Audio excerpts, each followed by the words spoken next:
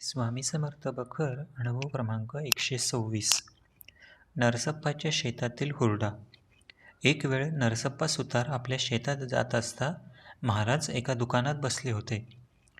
सुताराने श्रींची प्रार्थना केली की आमच्या शेतात उत्तम हुरडा आला आहे, करिता आपण खाण्यास चलावे. समर्थ म्हणाले, हत माधरचोदा, कधी हुरडा पेरला होतास आणि शेत कुणाचे?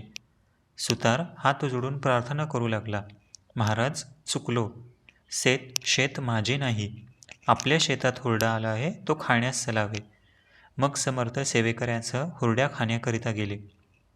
सुताराने हुरड्याबरोबर खाण्यासाठी ऊसही आणले होते.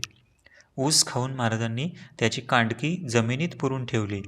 तेव्हा सुतारास असे वाटले की श्रींची इच्छा आपण ऊस लावावा अशी आहे. मग त्या साली त्याने ऊस लावला. तो उत्तम प्रकारचा होऊन सुतारास दर सालापेक्षा 20 पट उत्पन्न मिळाले. समर्थ ज्यावर कृपा करतील त्याला काय कमी होणार आहे.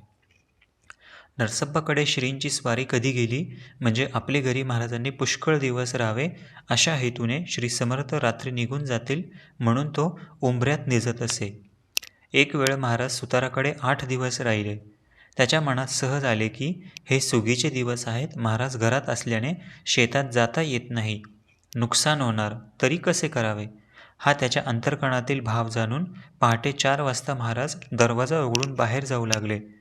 सुताराने न जाण्याविषयी श्रींची पुष्कळ प्रार्थना केली, पण सुगीचे दिवस आहे, तुला अडचण होते म्हणून आम्ही जातो असे म्हणून महाराज चालू लागले.